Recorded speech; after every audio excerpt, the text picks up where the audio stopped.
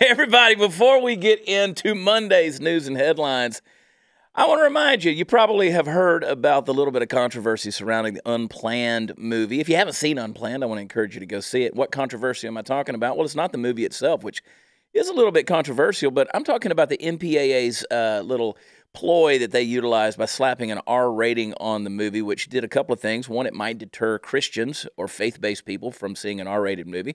It also might hinder young people, teenagers, who really need to see the consequences of abortion from seeing the Unplanned movie, and that's not good. I encourage you to go see this life-changing movie. It's the story of my friend Abby Johnson. She had 2 abortions herself, but that's not the end of the story. She was a very pro-abortion advocate working for Planned Parenthood. She rose through the ranks, ultimately became a clinic director for Planned Parenthood, oversaw near 22,000 abortions in her tenure there. But one day she was asked to assist with an abortion for the very first time, asked to assist, and what she saw during that procedure changed her life forever. You need to go check it out. I promise you, you will not leave the movie the same way as when you walked in. Go to unplannedfilm.com. That's unplannedfilm.com. You got to check it out. Unplanned is going to bring you an eye-opening look at the abortion industry from a woman who was once its most passionate advocate. I promise you're going to enjoy this movie, and it's going to change your life. Unplannedfilm.com in a theater near you. Go check it out. Hey, let's talk about what's going on. I had a great weekend. Let me tell you about my weekend. I saw the mule. You did? I saw the mule, too. Did you see our buddy Jacob Schick in it? For 3 seconds. 3 seconds. He was in there. It's kind of like me in the latest Granger Smith video. I looked for you. I watched it. Come on. I know. I feel like I saw Steve. You didn't see me. I was in the Jeep. He was driving the Jeep in the scene. Where were you? Were you in the scene where you're all standing together? I was in that scene, but then I was also in the scene where my MPX Sig Sauer 9mm pistol rifle. It's one of those weird amalgams. One of the cheerleader girls was shooting it. And she just handed me the gun back, and so we were having fun just blowing things up. Oh, got it. Okay. But I mean, literally, it's a 1 second clip. I saw your name in it. My name is in it. Anyway, it's good. Go check out Holler, my buddy Granger Smith, Earl Dibbles Jr., his new video. We had fun shooting that. Yeah. Guys like Matt Best and his wife Noelle were there from Black Rifle Coffee. Dale Brisby was there with his horse Boone, and there were all kind of folks that were down there. We just had a blast all day I'm long. jealous. That's pretty cool. Yeah, we had a bunch of social media influencers were a part of it, and some folks I knew, some folks I didn't know, but I got to know, and so we had a blast. It was a good time, but I wasn't in it very much. But anyway, that's Dallas Cowboy cheerleaders were representing, so you were covered. We had because we had you on the phone ladies. talking to the cheerleaders. That they are way more relevant. They're current cheerleaders. Sweet girls. I mean, I can't say enough about the Cowboys cheerleaders for obvious reasons, but they are always sweet girls. They're great ambassadors. But no, we went out and met with my new agency because I've been with Gersh for the last 2 years, the Gersh Talent Agency out in Beverly Hills. Now I am with Paradigm Talent Agency, still in Beverly Hills. My great agent, William Rodriguez, moved over to there. So we went out and visited with all the department heads there, had a great time. Just thinking about the future and things that are going on, and it's fun. And then we had a show in Anaheim with a great crowd out there. Then we had a show the next night in Modesto, so we had to fly up to Sacramento. Hung out up there. A big crowd in Modesto. Always show up there at the Gallo Center, so looking forward to going back. I think that's going to be an annual deal. And, yeah. One lady didn't enjoy it. I always have the one. There's always the one who doesn't enjoy the show. And they just said, "You looked drunk." And I said, "Good luck finding a dude that's drunk who could talk that fast for an hour and a half. You sounded drunk." I'm like, what is it? Like, if you want to go to church, go to church. Don't come to a comedy show. I said, you were not subjected to any vulgarity whatsoever. And they weren't. I mean, if your rear end, if your butthole's that tight, You did say penis a couple of times. No, I say it once. Okay. I literally say the word penis once. Okay. And there's nothing wrong with the word penis. Men have one. Women have a vagina. There you go. That's not a vulgarity. No. Exactly. True. When you're talking about a medical procedure and you mention the word penis, that is not a vulgarity. So anyway, it's not a vulgar show. But it's a fun show. So if you're offended by laughing, and some people are literally offended by laughing. Like they feel like if they're laughing, they're doing something dirty. Have you ever met somebody like that? Like if they hear anything that's even risque or even shows them an edgy thing, or they get tickled, or like it's like feeling guilty at a funeral when you start laughing at a funeral. You ever been to a funeral and just get tickled at something and you're like oh, or in church and something just strikes you as funny and people are looking at you and your face is red and you're in a cold sweat because you just can't stop and you're trying to fight it back. It's a bad feeling. People feel guilty for that. But she came to see you, right? Yeah, she said she bought 4 tickets and was very disappointed. Ugh. I know. Well, I know. Hey, it happens. I've never had a show where somebody wasn't disappointed because humor is subjective. But no, I told her, I said, well, you weren't subjected to a vulgar show. She said, well, you seemed drunk. And I said, well, I'm on stage being silly. So, yeah, I might appear. You know what's so funny? I've actually been mistaken for being drunk, and I don't drink. You don't drink. People are like, do not let her drive. And all my drunk friends are like, she's our designated driver. Well, so I go back to the whole thing about Dean Martin. Everybody always thought Dean Martin on stage was drunk. He wasn't. He was drinking apple juice. That's where my joke about having whiskey being apple juice came in, because I always reference my whiskey as being apple juice. And people are like, oh, they thought Dean Martin was drunk. Well, there was no way you could drink that much. And, I think Jerry Lewis was also accused. People go out and he may have been. I mean, they act you never know. silly. Yeah. Well, that's part of it. That's being a comic on stage. So she said, well, I love you, but I'm going to be praying for you because you have a big platform. And I don't want you to lose sight of who you really are. Well, that's good. Like, well, thank you for praying. I know I'm not saying that condescendingly. Thank you for praying. Yeah. On the other hand, I was drunk, so I was selling. You weren't even drunk. I mean, the people see that and people think, "Oh, party foul." You never do anything stupid. We were there to work, for crying out loud. The only time I do stupid stuff is when I'm at home. Yeah, and you come on this show. Yeah. You do stupid stuff and then come on the show. Yeah. No, but we're there to work. That's our job. So we take it very, very seriously. We don't, when we have 1,000 people show up for a show, we take that very seriously. You know what else I appreciate though is that's the story you told. That it does, you do care. Yeah. That it matters to you that was, I'm sure you have, for all of the applause and the accolades you got. Yeah. What she said did mean something to you, because I know that deep down you do care and you want everybody to have a good time. Yeah, I mean, we ended the show with a standing ovation. People wanted more. I mean, there was an encore call, and I'm like, we go do what we do because we love people and we have fun. We have fun having fun. Right. You know what I mean? And so we have people all the time who are, like my mother got on to me last week. It's party time, Mom. We're doing T-shirts, by the way, Paul. It's party time, Mom. And so we're going to make those T-shirts. I think our Keep Margaritas Great are that they come in tomorrow. I think they ship in. I got a notification today. Keep Margaritas Great hats are coming in tomorrow. So we'll be ready to go with those. Yes. But anyway, hot news, Natalie. Wait, I still want to talk about you. Let's talk more about me. Okay, because I do have some news, but something that I think is definitely newsworthy was it was a video that you posted. Man, it's knocking at 6 million views. Yeah, it really has affected a lot of people. Yeah.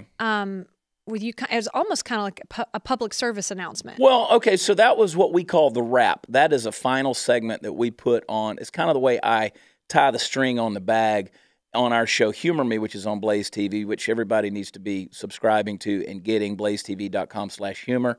You can get 30 days free, first 30 days free, and you can use promo code CHAD and get money off. So, yeah, so we always try to take a clip from it, either a silly clip or a serious clip. This one was somewhat more serious. This was one where I took an old message about your self-worth, and then I took something that I'd shared it publicly but never on a video about my friend Dave Warner down in Houston, who was a Marine, and about his attempt to commit suicide that failed. And if you've seen the video, you know what I'm talking about. The gun didn't go off, and he sent me the bullet. And so I just had that idea that morning because we just done this episode on depression. The name of the episode is Send in the Clowns. And it was me, and I was talking with my friend, comedian Reno Collier, and we were just talking about the depression stuff that we deal with. And so I said, I want to talk about this. I want to tell his story. And so it resonated with so many people that we now have about 125, 130,000 people that have shared it, which that's a big number on that. And, it's encouraging because in these days, social media has squeezed us so much on getting video shares and views. And people say, well, we just want you back in the truck. Well, we'll be back in the truck. But again, I've told you, thanks to Road Armor, they're working on my truck. I haven't had a truck in 2 months, so we got a couple more weeks. And so anyway, it was a good video. It was used in spite of me, I'll say that, because I just kind of tongue-tangled through it and said what was on my heart. And I think you showed the bullet. It had the bullet. And then the $20 bill. Yeah. And I've got his letter that I read some of. I didn't read all of it, but yeah, it's a powerful, powerful letter. And one day, if Dave wants to, we'll get him on the show, and he can tell the story. And it's a powerful story. And he's become a friend, and thank God for his life. So it was a good video. It was very good. It'll by the time we're done recording this, it'll be at 6 million views. I bet. And then, probably 150,000 shares. It's one thing for people to see your story and you tell your story. It's another thing for them to tell your story for you. You know what I mean? Yeah. So when the shares are the things that are important. And I've had a lot of people who've sent me messages in the last few days. This is why I do what I do. People have sent me messages in the last few days saying, you just saved my life. Like this, watching this today, this moment, you just saved my life. And I've gotten those messages over the years because every now and then I'll pop off with one of those deals. And that right there is scary. It's humbling. It's why I do what I do. And really and truly, it's the most important thing that I do. And it's weird that these foolish little things like a social media video can be used. I mean, I had a girl that tweeted me this morning, and she said, well, it's no wonder that the name Chad is used to describe douchey dudes. And I was like, thanks, sweetheart. I like my coffee black. Look, I am a consummate, oh, gosh, smart aleck. So. Well, you talked about, I actually was going to lead with a different story, but you just talked about social media squeezing.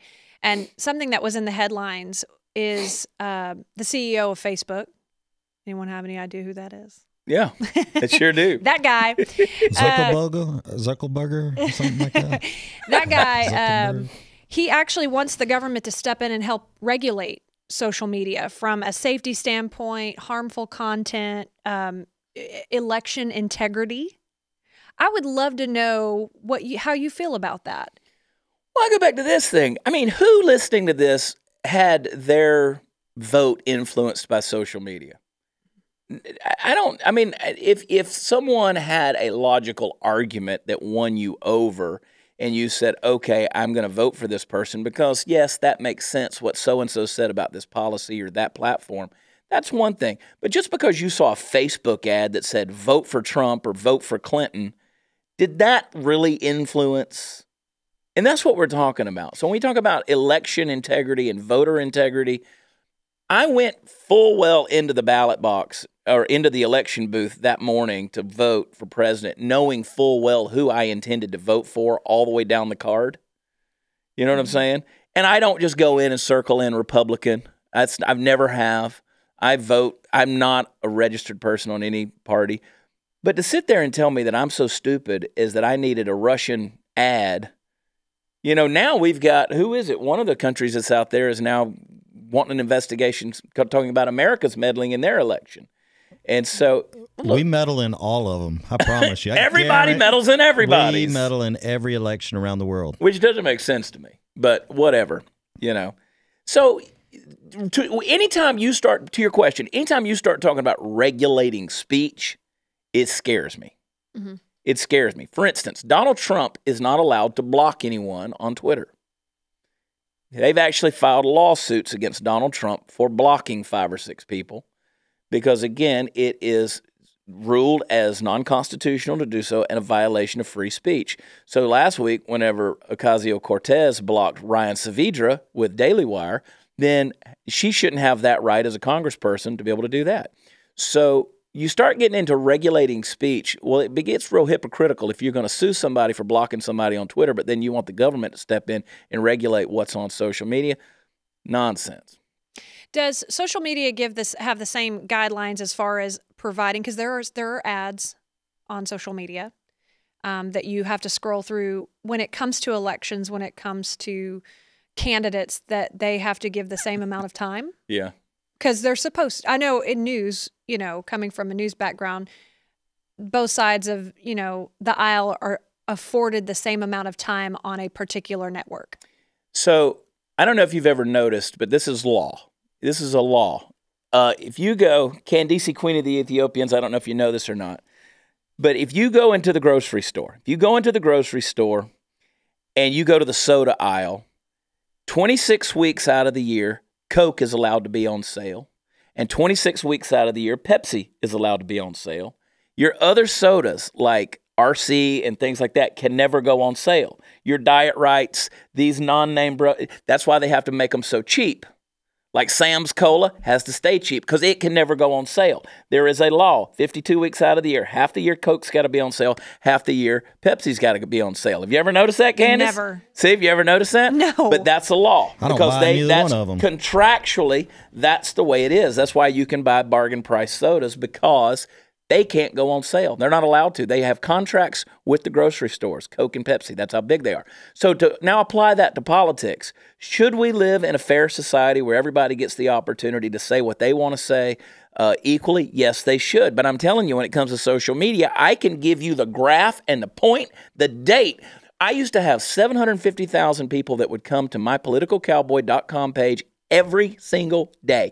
750,000 people would visit that page. On January 27th, 2018, that thing fell off. Boom. We were doing good to get 3,500 people on the page. Now we're having a great day if we're doing 30,000, 40,000. We just don't get those numbers. The reason is because social media, which was the funnel through which we push people to that site, slammed us down, closed us down. Political Cowboys Facebook page, which is mine, has not grown since January 2018. It has been stuck at 1,180,000 followers. Has not grown a single person in over a year and 3 months. So who's doing that? Well, it's Facebook putting the squeeze down. So you watch Chad Prather, which is part of the Blaze Network, which is where I post all videos now. Graham Allen, he's got the same thing. His Rant Nation with Graham Allen grew it to $2.2 million. Dollars, I wish. 2.2 million followers, and boom, it ended. Mine grew to 1.7 million followers. Boom, it ended. Because they put the squeeze on anybody that has a viewpoint different from theirs. The numbers are there. The graphs are there. People can sit there and tell me I'm wrong, that I'm a conspiracist, all these things. No, I'll show you the graphs. They're there. I can put them up. We can show you. It has fallen off. Ever since the 2016 election, I'm telling you, man, the squeeze came on conservative voices. So you want a free speech society, a free platform, then people should be able to get on there and say what they want to say. If Alex Jones wants to get on there and act like a fool, let Alex Jones get on there and act like a fool. But they shut him down. They kick him off. They can't be YouTube. Our own Steven Crowder, he's demonetized on YouTube. This guy, he puts a podcast on YouTube. He gets 1.5 million views on the thing. It's completely demonetized because they've refused to monetize something that has his political viewpoint and opinion. It's BS. I mean, the whole thing. It is a so Brad Parscale, who is a campaign manager for Trump, I'm telling you, these guys, Trump says he's going to do it. We'll see. It has got to come down. Now, I get that Facebook and Twitter and all these, yes, they're privately owned companies, but they're also publicly traded companies. So you can have a publicly traded company, and people will, I'm not getting into the legalities of all of this, and I can, trust me. Look at me when I tell you. Yes, you can do what you want to do with your own company, but you're publicly traded. You can't tell me that if I own shares in your company that I can't have a free speech platform on a free speech platform. Are you done? I get passionate. I'm an angry white man. You'd make a great left liberal. You'd probably make a lot of money, too. I probably would. Well, who's going to go after him? Therein lies the problem. So you had Zuckerberg, who came in and sipped his water in front of the Senate hearing, and they were asking him all the questions. He lied through his teeth, and then he comes back and he's going to change this and he's going to change that, and we're going to make it this way and that way. And ever since you had the Cambridge Analytica stuff that came out, that they were kind of basically scraping people's information in order to chase them, yeah, that should be illegal. I shouldn't be able to use a program that goes in and scrapes your email address. Like, let's say you follow one of my pages. I should not have the ability to go in and scrape your email address so that now I can spam you to death with advertisements for my live show. That's not what we're talking about. I'm just saying take the reins off and let people talk. Let people say what they want to say. I'm not talking about yelling fire in a movie theater. I'm not saying inflicting violence on a certain type of people. No, there shouldn't be that. And that does need to be regulated. But at the same time, if you're talking about an opposing political view that automatically is deemed hate speech because you perceive it as being an angry white man who must be a racist because he's white, well, that's ludicrous. We spent too much time on this. What do you think? Moving on. I think probably some of his catalyst for this was after New Zealand, that he's saying, hey, I just want to wash my hands of this. Well, then take away live feeds. Take away live feed videos. That's your prerogative. Sure. If you don't want people to be tempted to use live feed videos in a mass shooting, then take away the ability for people to do a live feed video. I think he just wants to wash his hands and say, let the government handle it. Yeah. Created a monster that's eventually going to grow out of his control.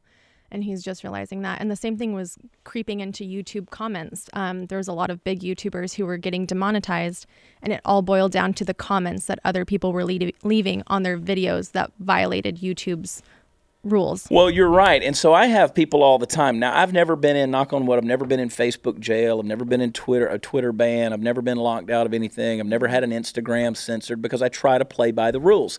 For me, yes, I'm outspoken, but I still try to play by their rules. I'm not a flamethrower. I'm not instigating hate. I'm not trying to fire anybody up or rally any masses or create some kind of movement or parade or march or activist gathering. I don't. That's not my gig. But I have people all the time who send me a thing that says, well, I have to unfollow your page because the comments underneath some of the posts are just, they're just too much. They're too anger-filled and too threatening and I'm like, well, I have nothing to do with that. Mm-hmm. All you got to do is just not read it. Right. Like, turn the computer off. I mean, I mean, that's dumb. Just don't read it. Mm-hmm.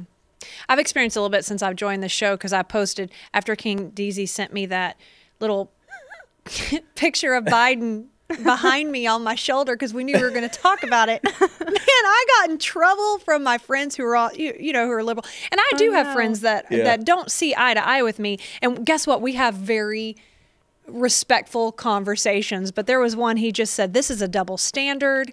This man is just, y'all are being mean to Biden. It was a joke. I said, listen, there's no double standard here because he talked about Trump, grabbing women by the pee and all of that stuff. And I'm like, it's funny because we talk about that as well. I mean, there's no double standard here, Chad. I don't think that you've always just gone all the way to the right and just slammed, the left at all. We've just had fun. Yeah. And anyway, I got... Oh, look, I've talked about Donald Trump. I've talked about Donald Trump. People say, well, you never complain about Trump. Of course I have. I don't want my daughter to grow up and date a Donald Trump. I don't. I mean, Donald, look, he's a man. I'm a man. People are, they do the things that they do. We've all got our sins and our skeletons in the closet. We've all got our things. Good Lord, I don't want all my stuff exposed. But here's Donald Trump, who's a billionaire playboy real estate mogul from Queens who lived his life behind a velvet rope. Mm-hmm. Are you telling me you think as a celebrity with the most rapped about guy in music? I mean, the guy who everybody wanted to emulate and be like. I mean, he was the name, the epitome of success. Mm-hmm. Like, I'm going to be a Donald Trump. And you think he didn't do some shady stuff in his life? Personally? Secretly? Sexually? Give me a break. And I said that. We've talked about that already. I did also say a few things, made a few points, but I also said I will never, ever, ever, ever, ever, ever vote for Hillary Clinton. Yeah. Never. Yeah. Never.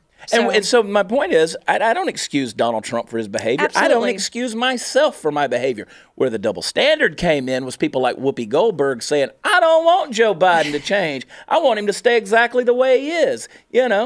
You go follow Ram Rants, Richard Mills. Go follow @RamRants on Twitter and watch his video, his 41-scene compilation of Joe Biden. And if you can walk away from that, what I love about it, Candice, what I love about it is all the media came out and said that Trump on his Instagram had put a doctored video of Joe Biden fondling himself. Now, wait a second here. A doctored video. That, in truth, is called a meme, okay? It's a meme.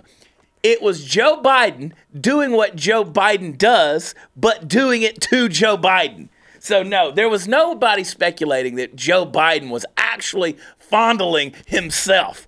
He was just doing what Joe Biden does. They are the ones who chose to call it fondling, which means Had it been Hot News Natalie sitting there or any other 13 to 33-year-old that he's groped, they just admitted Joe Biden is fondling people. He's fondling people. They called it fondling. Joe Biden doing what Joe Biden does. But he did it to Joe Biden. He just has a little fetish. It's not. It could be a lot worse. He got a little fetish because they're 12. Fetish. That's the hypocrisy. That's the double standard. And we're going to make fun of it. Now, I said last week, I don't think Joe Biden is a pedophile. I don't think Joe Biden is out there, just like I didn't think George H.W. Bush, when he pinched a girl on the butt, is trying to rape somebody. Mm-hmm. It's just old dudes being old dudes. Well, my grandfather used to go to the Waffle House, order a $2 cup of coffee, and tip the girl $15. Now, what do you think he was doing? He was a player. 85 years old. He was my man. I love my grandfather. He was a trip. He knew what was up. Well, and Biden made light of it this weekend. Yeah. Of the comments when he was on, I don't know, he was up on some stage and he had a little boy next to him and he said, just so y'all know, he said that I could touch him. Like, and he kept, and then people got offended. But guys are so stupid. He just, Lonnie, making light of it. I laughed about, he's like, he gave me permission to touch him. So. Yeah, well, the TSA gropes every day. So, here we are. Here we are. There just should be, we're just going to, let's do a T-shirt. And the next T-shirt is going to just say, no touching. No touching. No touching. Let's just do a no touching T-shirt.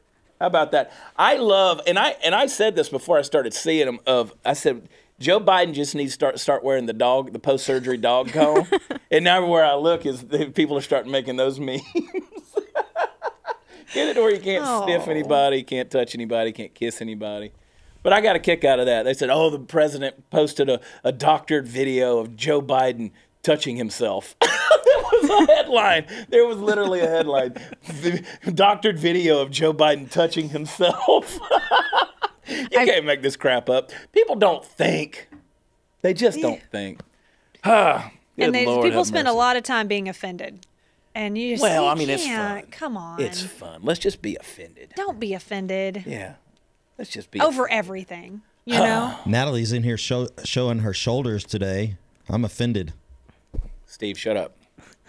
Shut up, Steve. No. There's just one shoulder. Did y'all hear? What was it? I sent you guys a headline this morning, and I got to do a video on this. I got to do a specific standalone truck video on this about, was it the University of Kansas? Mm-hmm.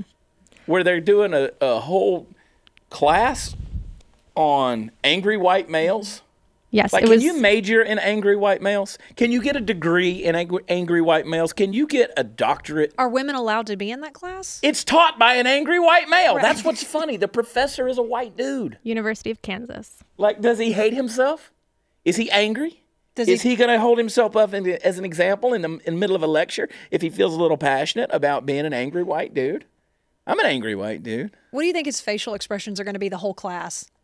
Just give one. Here. No, angry. We want what angry. What do you got to be angry about? Give me angry. White privilege. I used to have a college professor who he just smiled all the time. Just kind of, I think that's the only way you can teach that class. He sent me a message the other day and said that as a Christian man, I have to clean my language up. I said, what are you talking about? And he said, you called your daughter an ass on a video. And I said, well, first of all, it wasn't my daughter, that was my wife, and I did not call her an ass. I said she did a half-ass tape job on the box. Big difference. He goes, well, it's not good language. That's not good vocabulary. I said, straining at a gnat, Mike, straining at a gnat. He goes, you can keep your gnats, Chad. I'm going to call all of you out. I don't care. You send me a message, it gets public, Jack. But anyway, he was a great college professor. Yeah. I still consider him a good friend. But he smiled through all of his stuff. Happy guy. That's the only way you can teach that class. I had a botany teacher who taught, he had a Subway sandwich in his hand and he would point to the chalkboard with his Subway sandwich. And during like between classes, he went outside to smoke and he had those auto shade lenses. Yeah. So during class, we would watch his shades transition from the sun back to light while he was eating. Professors are awesome. Point with his Subway sandwich. Like, who sits there and eats a Subway sandwich while they're teaching a class? That doctor. Are you serious? Yeah, I swear. I had a psychology professor at the University of Georgia who he always wore the same shirt and pants every day. Now, he probably had like a whole closet full of them, but they were the same pants and the same shirt. It was the same button-up light blue shirt, and it was the same khaki pants every single day. I guess it was some kind of psychological experiment, but it was the same stuff every day. Weird. I guess he just didn't want to go through the motions of having to pick something Well, when you're out. comfortable, Yeah. you know. Why not? So if you're at the University of Kansas, kid, I encourage you to take the Angry White Male. I think you should take it online. But so you don't have to interact with anybody and get angry. Everybody is angry. I mean, that's the thing is if you're successful, you're angry. If you have a differing opinion, you're angry. If you have historic values, you're angry. If you want to tell people facts over feelings, you're angry. If you want to talk about history and tell the story of history from an accurate viewpoint, well, then you're angry. You must be angry. If you live in a traditional family style with a husband and a wife, then you must be angry. If you live in a suburb, you're angry. If you live in a city, you're angry. If you live in the country, you're definitely angry. If you have children and you discipline those children, you're angry. You know? Steve, are you angry? Steve is I'm actually always angry. angry. Steve- It's Monday Steve- mornings. I'm angry. Let me tell you what triggers Steve faster than anything on the planet. It's the sound of a horn honking. Yes, don't honk at me. Or even around him. Do you know just around him? No, Like, you ain't because gotta honk at where I Steve. come from, if somebody honks, they're waving at you. I'm like, bro, look here. You wouldn't survive a minute in one of these third world countries. No, because I'd be everybody angry. lives honk, honk, honk, or even Europe. That's what, we were out in New York. California, and all they want to do is honk. And it's like, I'm trying to wave at people. They're getting mad. Steve's always driving my vehicle, and somebody will like come around him too fast and scare him if he gets spooked. And that's what happens is he gets scared. He gets scared. Somebody honks. He's like, what? Ah, No, I get And then angry. I want to run them off the road. Then he jams on the gas. He's like, ooh, and I'm like, this is my vehicle. I'm going to follow him home. This is my angry. vehicle. How Stop road breaking rage it. starts. I'm mad. You need therapy. Probably so. Yeah. I'm not paying for it. I need a good counselor. I'm still back at the point where you said you have a driver. He drives my deal. You're importante. No, I have work to do. And Steve doesn't. What's he doing? Steve does not. If he's Steve- driving, he's texting it. So I would That's rather not drive. safe. No, that's good. Yeah. So So I let Steve drive whenever we're coming. Driving Miss Chad. Because we spend a lot of time in the car. When we go on the road and stuff like that, we rent the cars and drive. Do you sit in the back seat? No, I don't do the Miss Daisy thing. Hey, See, I we probably did shouldn't ride in reference the- that. That makes me an angry white man. we rode in the back seat in Hollywood, both of us. Yeah, our Had a buddy big- James, our driver out there, he's also Dan Bilzerian's driver. Y'all know who Dan Bilzerian is? No? Really? Y'all the only people on the planet that don't know Dan Bilzerian? 4 million, 23 million followers on Instagram. Anyway, so it doesn't matter. Doesn't matter. What else you got in the news, Natalie? We're losing viewers. I know. Okay, We're losing viewers. come back. Everybody, come back! Don't leave! Don't leave! We got this. The Secretary of Homeland Security has resigned. Kirstjen Nielsen. She has resigned. Kirstjen. Does anyone know how to say her name? It's spelled Kirstjen. Kirstjen. Kirstjen. That's the way you say it. Like Kamala Harris, not Kamala. Kamala. Yeah. Kirstjen has stepped down and resigned after a little over 2 years of serving. You know, the president's frustrated with the amount of migrants Was she crossing the going to border. get fired? Or did she? I don't think See, she went we into just said she resigned. right. Yeah, but She resigned, Steve. She resigned, but I mean, She was going to get fired. It was either resign or she was going to get fired. She went into the meeting with Trump not expecting to resign, but prepared Yeah. to resign. I think her They've phrase, she had- went in knowing she was either going to get fired. She didn't know if she was going to get fired or have to resign. They've had some head-to-head blows Yeah. recently. Well, 200. Okay, so here we are, April 8th, 9th. What day is it? Here we are, this just into the first quarter of the year, 2019. They've already apprehended over 275,000 people, illegals trying to cross the border. That's a lot of people. This is epidemic. If you don't believe it, throw it open. Just let them all just come in and overrun. Even Bernie Sanders came out over the weekend and said, look, there's a lot of poverty in the world. I'm paraphrasing, but this is what he said. There's a lot of poverty in the world, And for us just to open things up and let everybody come in is not a good idea. We can't sustain it. It can't happen. So anybody with a lick of sense knows that open borders is not an option. Can't do that. Well, and Trump is saying the country's full. Yeah. It's Except full. for Dallas and Austin, we welcome you to come on in. No. Bring them all to Austin and Dallas. And again, you know, people say, well, see, you're an angry white male. No, we all, I've never met a single human being. I'm sure there are idiots out there, but I've never met a single human being that does not support legal immigration. Someone asked me over the weekend, you know, are you a big supporter of the wall? Yes, of course, and everything else, because the wall alone isn't. We've talked about this. We had Jason Piccolo on his new book, Unwavering. I mean, the wall is not the end result. Should there be a physical barrier? Yes, it's physically impossible to have a physical barrier over all of the border. But yeah, we got to have it. But there need to be courts at the port of entries. There needs to be a faster way of getting people amnesty and getting them in who need to be in and things like that. There should be an easier way to become a citizen of the United States. But here's the thing: if you're not willing to assimilate, you can't. You're not a true immigrant. You can't come in and bring Sharia law. You can't come in and bring third world ways of thinking and policies, because we're not that. We're not that. And people say, oh, well, you're just one of those white nationalists. Well, I'm white, and I believe in nationalism. So it's stupid if you're going to try to use what I'm saying as an argument. I'm not a white nationalist by your definition of that, which is so stupid that people are throwing that thing around. What I am is an American that believes in the Constitution of the United States. I believe in assimilation. You're going to come in here. English is our national language. You need to learn it. Are we willing to have open, you know, are we a melting pot? Yeah, but we melt into being Americans. We're not a melting pot that becomes all these different nationalities represented. No, our melting pot, we all melt together to become citizens of the United States of America. And she wasn't doing a good job at all. So, and the part of the wall they're building right now was came from money that was approved by Obama administration. That's my understanding. I just want to know if that kid at the University of California has cut his pecker off yet, because he said if they build even a foot of wall, I'm cutting it off. I want to know if he's still got a pecker, because Candace, do your research. Yeah, I want to see if he just faded into obscurity. I say snip, snip, son. Scissors or knife, you pick it. Well, she is, Secretary Nielsen is known for enforcing the zero tolerance policy. Yes. Kirstjen Nielsen is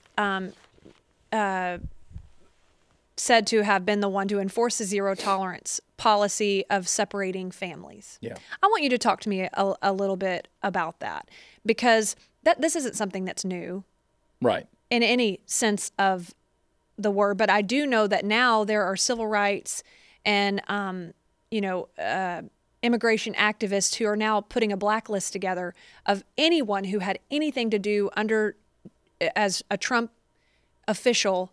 They are blacklisted from any CEOs in America hiring these people because of enforcing separation of families and children. Yeah, I know. And look, I know we look at this and we say, well, we don't want children separated from their families. Nothing more horrendous, nothing more horrific, nothing scarier than a child being taken away. You know, I used to get myself lost in the Walmart, you know, or the grocery store at the Piggly Wiggly when I was a kid. And I was little, they didn't even have Walmarts. But, you know, that's a scary thing, a lost child. Oh, my God, this child's out here. Of course, that tends to be defended by the side who has no problem separating an unborn baby from its mother, but that's beside the point. So here's the thing. In 2014, the Obama administration released a lot of kids to about 100 different people. You need to read Piccolo's book, again, Unwavering. They released a lot of kids to people that were not vetted, many of which were human traffickers. And you have to look at the history of this thing and realize that you have cartel members, you got human traffickers, you got drug dealers, you got mules. They're using kids as a ploy, as a decoy, as a way to hide by coming in the country. They're trying to appeal to people's sentimentality and say, okay, well, this is a family. They must need help. And they're coming in. They're using these kids. These kids have been trafficked in many cases. These kids have been sexually abused. They've been raped, molested. They've been abused in so many different ways. All of them? No, but many of them have been. And I'll remind you, I spent a lot of time in those Central American countries. I've been up in the villages, and I assure you, these people forming these caravans are not the people up in the villages whose greatest hope is to get some electricity or fresh water. These are the people in the cities that are organizing and coming together. These people are being put together by cartel members, by drug runners, by traffickers, all of these things. And do you realize how many Africans, people of African nationality or African origin are now coming in through the Mexican border? It's becoming epidemic, but people aren't looking at stuff like that. So to think that this is all on the up and up just because a person has a kid, what the point of Homeland Security is we're trying to make sure that these kids are safe. We're trying to vet these families. And I mean, when you're being overrun by tens of thousands of people, this is hard to do. So what we're trying to say is, look, we want to make sure these kids are safe. We want to make sure these kids are healthy. Many of our friends have gone down and toured these facilities. These kids are playing PlayStation, Xbox. They're getting 3 meals a day. They're sleeping in good. They're not in cages, unless you want to go back to the Obama administration. Now, if you got a temporary detention place, whatever, that's one thing. But Obama did more for that. All these pictures that come out of a kid in a fence, those are from the Obama administration. We've beat this horse to death. But no, the issue is, nobody's taking kids away and taking them out and flogging them in the desert, trying to, abuse these kids. And to think so is asinine. We don't do stuff like that. I mean, we just don't do stuff like that. You can pull some kind of crazy story out. There's always going to be something you can pull out and say, oh, well, this happened. You remember this? Oh, come on. Out of 275,000 people who have been apprehended at the border, are you telling me that you're hearing tales of an epidemic of child slaughter and child abuse going on at the border? We got plenty of samples to measure by. 275,000 people in the last 3 months apprehended. Tell me where the epidemic is. It doesn't exist. So we're trying to take care of these people the best we can. But you can't do that when you're getting rocks thrown at you. And, anyway, that's what these Border Patrol and ICE agents are dealing with. I'm trying to wrap my head around the fact that activists are blacklisting people from getting jobs. Yeah. Well, that's what you do these days. You extort, you blackmail, you blacklist, you have to do Gestapo tactics. Now, just imagine if these people, and I do mean these people, hang with me, folks. Imagine if these are the folks who were put in charge. They now have control of your life. Let's say we totally embrace socialism. We totally get to a point where now the government and people like this have control over the food you eat, the money you make, the taxes you have to pay, what you spend your money on, how your time is allotted, how your health care is provided, how your education is given out, how your income is based. All these people are now in control. Now, these are people who have already proven, in this episode we've shown you, they want to restrict your free speech on social media. They want to restrict your ability to go out and get gainful employment because you have a differing opinion from them, in light of the fact that there is no crazy murderous ploy going on at the border right now. In spite of the fact that all of these examples have been given, all of these things, you want to put these people in charge over your life so that now these folks who have already demonstrated a dark heart in trying to control your life, you want to give them control? Absolutely crazy. I remember when Barack Obama was elected in 2008. I remember when Barack Obama was elected again in 2012. I don't know of anyone that went out there and said, you know what, we don't like you, so we're going to blacklist you from getting a job because you voted the wrong way than what we agree with, or you had a policy. There were pictures of kids in cages. There were 100 kids that were given over to human traffickers, unvetted, all in the Obama administration. There were Border Patrol agent that was killed because of Fast and Furious and the gun running that went on with that. Look at Solyndra. Look at Benghazi. Look at all these things that Obama wants to say, oh, I had a scandal-free presidency. You had 8 years of nothing but scandal with wiretapping and all the crap that went on in there. Are you seriously going to say, I don't know anybody that went in and said, well, we're going to blacklist anybody from getting a job. Right. We're going to take to the streets. We're going to put on foreskin hats, because we're angry white men and we're protesting you taking our foreskins and abusing our bodies. It didn't happen. These people are demented. And that's what I want you to take away from this episode of the Chad Prather Show. That's what I want you to do. These people are freaking demented. And foreskins. I lost my foreskin at 3 days old. And I've never gotten over it. Look at the head. The head lost its body at the age of 8 at the border, trying to cross over from Scandinavia into the United States of America because he was tired of socialism, and they stole the head's body. Look at Silent Herbert. Silent Herbert was living in urban America, and they said, you got to go back to the country. And Herbert said, I am standing my ground as an American deer. As a white, angry-tailed American deer, I am staying in the city. And he's here. I want to wake up in a city that never sleeps. And they said, you got to go to the country. And socialists took his body. Socialists took the body from Herbert. These are all living examples in Studio 22. Candice wanted to be a woman. And look at her now. Just an angry white man. She's an angry white man. We're changing the name of the show. Puppet Master Mark wanted to be a ginger. And he couldn't be. So you know what? We kicked him out. He went on vacation. He's gone. And now we have Chance the rapper right over here.